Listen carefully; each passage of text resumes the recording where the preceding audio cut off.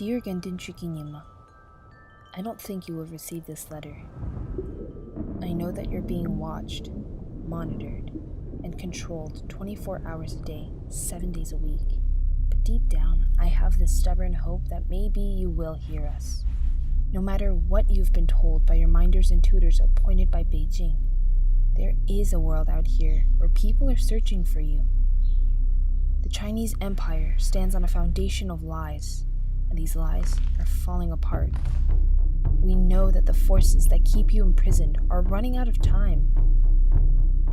As the world moves from darkness to light, from dictatorship to democracy, we can see the fog clearing up on the horizon. The day is not far when you will join the real world to live a free life, to take your rightful seat at Tashi Limpo Monastery. Sending you wishes and prayers on your birthday.